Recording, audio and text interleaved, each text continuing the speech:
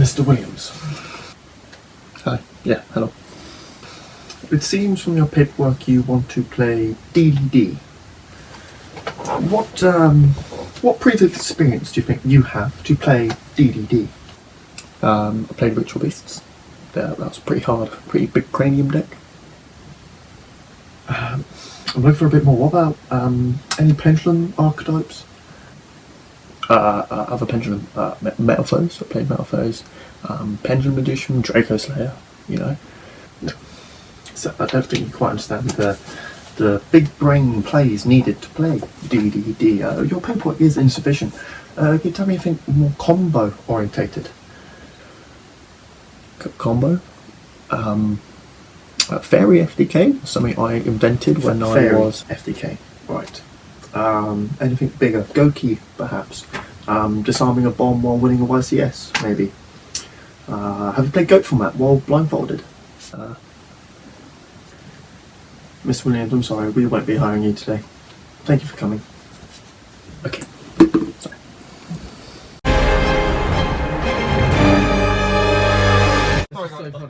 Hi guys, Fig Fish Guy here with Louis from Locals. Louis just went EXO with DDD, a deck that he is loving, as you see by the map. Let's just hand it over to Louis and see how his deck worked. Yeah, I played the best deck. So yeah, my matchups were Mech, Knight, like Musket, which is quite good. I won Locals last week, so it's pretty good. It almost broke my balls, but I forgot about Satellite Warrior. Match 2, I played against Infinoble. I just won the die roll, so yeah, pretty easy. And then third game was against Dino, and that was the hardest. So I beat Mech, Dino and Infinoble. Today. Very nice. Yeah, that's the list. You got normal summons. This one's way better than this one. In theory, this is a +3. So yeah, that's much better. So if you don't have that, in an imperfect world, just have that. This sends one from deck to grave, so it's like a combo piece and a starter. And this searches a gate and searches any card in your deck. So yeah, got to play 3 of each of those. 3 of this guy, the main guy on the mat. He's a legend, absolute legend.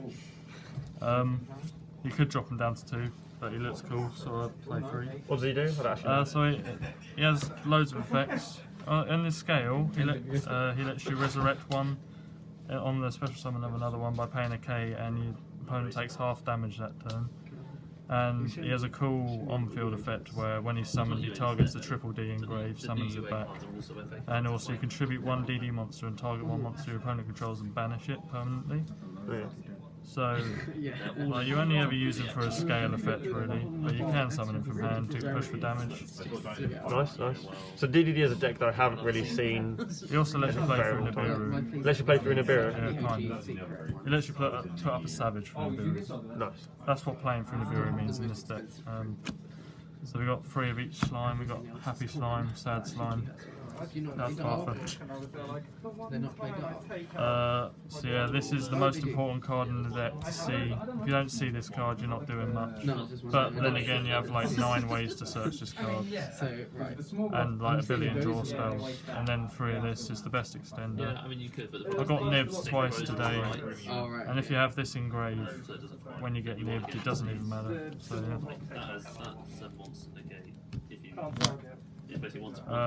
3 of the best tuner in the game. DD Lamina. Eldritch Stop play it now. The problem is it's archetype specific, so yeah, but it's the best tuner in any archetype in my opinion. You just send 1 if it's in hand or grave from hand or grave. Summon itself, it gets banished.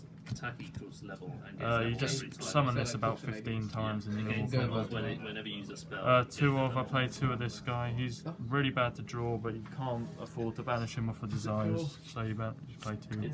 So he's a garnet you have to play 2. You place him in your scale, and he's like a BLS in the scale, but you banish DD monsters instead of light and dark to summon him.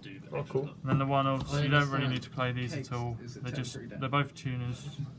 This is a searchable out, so there can only be 1 without this card. This deck can't out, there can only be 1, so you need that. Yep. So you could play without it, but you're playing it to out there can only be 1, and like add some spells, maybe. So I don't know how to spell because you need to activate in the scale. Oh, okay, but That's outside. mine, and there can only be one. And then this is literally just, it does nothing relevant. Like this is a flex spot, I'd say. Yep. But anytime you see a tuner is good, so yeah. That's it for the monsters. I'm not playing any hand traps. This was kind of a, like, I wouldn't take this to a long round event because you're not going to consistently win die rolls, but I won one die roll today. But yeah, without any hand traps, it does get quite hard. So I would probably take this out, and I'll show you a few cards I take out to main deck, like Nibiru. I think is the most impactful one. Yep. So for the Dark Contracts, we got 3 of this. This is the best card in the deck. Like continuous, just search any card in the archetype, and you take a K during your standby phase. Doesn't matter. 2 of these. I usually only play 1 of this, but we're playing 3 Desires, and this is your only up to goon. One of it. It's either Crystal Wing or something that you summon off this, which I'll show you later. Yep. Out to do. And I'll play 1 of this. This is another card that you probably shouldn't play, but it does come up where you can out Dark Ruler with this, because Siegfried in the extra deck, he states that you can target a spell or trap card on the field and negate it to the end of the turn. So if they go Dark Ruler, you can chain to the activation in this card, and then chain Siegfried, target the Dark Ruler. Ah, because you're not responding to the actual Dark Ruler. Exactly, yeah. It's like an effect Baylor. Yeah. Oh, that's pretty nice. That didn't come up though. But basically it's just spot removal. You can ditch the DD mod, sell Dark Contract card from your hand, and then target a card on the field and destroy it. And it gives all your fiends 1,000 attack during your opponent's turn. That's actually not. Yeah. So it is literally spot removal Yeah, on a discard. another card that outs mine, or there can only be one, but it's a bit slower because it's a trap. So yeah. Can you search it or set it? Yeah, you can search it off Kepler. So yeah. Oh yeah. I've never actually seen like the DD traps played. No, it used to be at play, but it's too slow nowadays. So I'd probably take that out for Nibiru. Yep. Then 3 were off, 1 for 1. All your most important cards in the deck are level 1. So Kepler, Lamia. You need to see these cards, so you play lots of ways to get to them. The damage can come back to bite you against dinos specifically, because they just conductor kill everything. But most of the time it doesn't matter because you're setting up an unbreakable board against every other matchup. And then the reason this deck is somewhat consistent is I just play a bunch of draw spells, because you need like 3 cards to start comboing with this deck most of the time. So you just maximise your chances of seeing them, which is why hand traps kind of conflict, because you don't want to see non-DD cards in your hand, but sometimes it doesn't matter.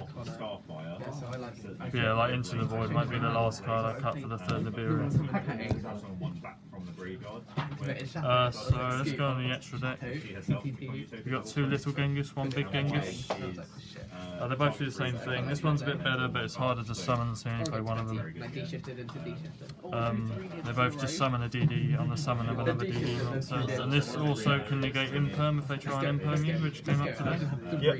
If they don't know about it, I mean, they can just read it and then play around it, but people are around it.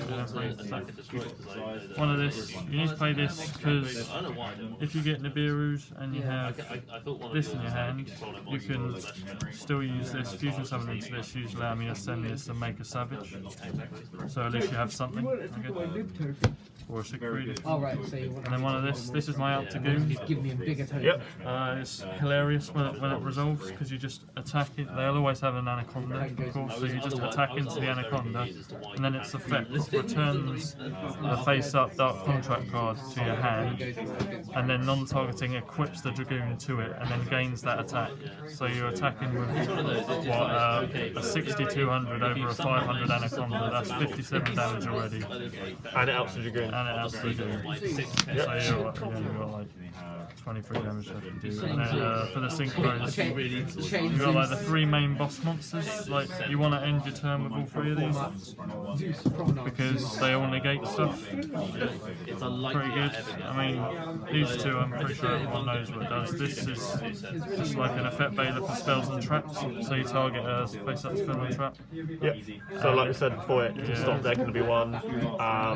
Dark Widow no more even. Yeah. And like any floodgates, like I play anti-spell in the side deck, you can target anti-spell to negate it during your turn. Oh, so you can negate your own Yeah, floodgates. and you can play, and then during the next turn, if it gets to that point, it will become live again. Yep. Because you did that at one point. I heard you played out to a spell. And I was like, you're playing out to spell in a Pendulum deck. It was against Infernoble, the game 3. I bricked, but I just set an anti-spell and then he passed because he wasn't playing anything. Yeah. So he didn't have any plays. One of this, it's just a good combo piece. It's like the same as Genghis, but level 4 or lower, and it helps you make crystal wings. Yep. Then, in my favourite cards ever, Satellite Warrior. because like dinos, most of the time they get through these 3 because Misk is just silly. Yep. But then they completely disregard this, and so you just summon this and pop their entire field. In the battle phase, you just After summon drawing Satellite a Warrior. card, yeah. You can't do it during the battle phase, this has to be main phase. But, Oh, okay. but it's usually enough because you have to clear your field as well, so that Conductor can't deal enough damage. Yep. And also it gets to 4/5, so once they book everything, it gets above Conductor, so they can't kill it basically. One Kali Yugioh, honestly, it's cuttable this format. There's not enough control going around. It's all combo. I never summon this guy. Have you thought about doing the rank up build again now that Bardiche is back? I'm not allowed to do it. So I'd honestly cut him for a second Gilgamesh if I were honest. Or maybe a Dingirsu, another out to do maybe. But yeah, he's very cuttable. But in certain matchups like Altergeist or Paleo, if you just go this first turn with like a negate, it's usually enough. Yep. And then Link. Now 3 likes. Oh yeah, so Link. This, he's sick. He looks sick. He just looks cool. You cut out all the engines on it. But no, he's really good. He sets scale. He's like a pendulum core. You don't have to discard and he places scales. He plays around that spells. He places them. Yep. Need a fiber, everyone knows what that does. And cross sheet. I love cross sheet. You fusion summon a lot, you just get. Oh, you can probably use any of the effects. But the thing is, cross sheet, a lot of people don't read it. Like, in my combo, I usually I summon this, but I don't use cross sheet's effect. And then I will summon Crystal Wing. And then most people don't get it, but like, you gain both effects. So they'll both gain 700 attack, and you get to summon one back from grave. It's depending on what it points to, and since it's pointing to a fusion and a synchro, you get both the effects basically. Oh, okay. So it makes like Crystal Wing bigger than. Yeah, it makes it 3,700. It's bigger than Tyranno, but then when they battle it, it will be like 3,700 over Tyranno as well. So, for the side deck, my side deck was awful in my opinion. It was big. It was built to beat Dino because I know the locals has a lot of Dino. So Lance, yeah, if you draw this card against Dino, if they don't have Gamma, they just lose. Yep. And the last, I played a Bank Tops. I never sided it in, but it is a good card. So yeah. 3 Dark Ruler. This is how I beat Dino in the last match. I just activate this card. So like it's an auto win against most like combo Yeah, decks. especially Dino. It's not really good against Infernoble because they take it out of your hand. And Dragon Link, like, Have the bust a levy in lot. here, shuffle it back, and you're bust a lot. Yeah. But against Dino, this is the best card you can draw after Lancer. A 1 Feather Duster and 3 Evenly. This is another. I feel like these can come out because no one's playing back row decks at the moment. But it's just nice to have if you come across. Yep. And then the MVPs. These. So we're playing a Pendulum deck and we're siding 3 out of spell in the 3 order. Exactly, because Gilgamesh places, so it plays around it, but that's not why you play it, you just play it to out Dark Ruler basically. Dark Ruler is the greatest card against my deck. So, Why don't you play like a pointer? Just don't have them. It's literally Easiest answer, innit? You could play a pointer, but we're playing budget a pointer. But I guess like I think this is better than Yeah, the like, Pointer. I played this against like Infernoble, and they just stop the I turn. played it against a Dino game 2, and like he revealed his hand to me. He had like 2 Fossil Digs, Lost World, and Oviraptor. Yeah, yeah, And like, if I hadn't a pointer, he probably still would have been able to play. yeah. That's fair. But with this, it just shuts off their turns. And next turn you're probably going to OTK him anyway because you're thick lad. Exactly. Next turn, you just summon this bad boy wherever he is. What's your thoughts to round out of like DDD compared to like normal Pendulum? Because obviously they came out in 2017, they were kind of good, and now they're like I think they're better than, like, no disrespect to Triff, but they are better than regular Pendulum at the moment. Not gonna lie, but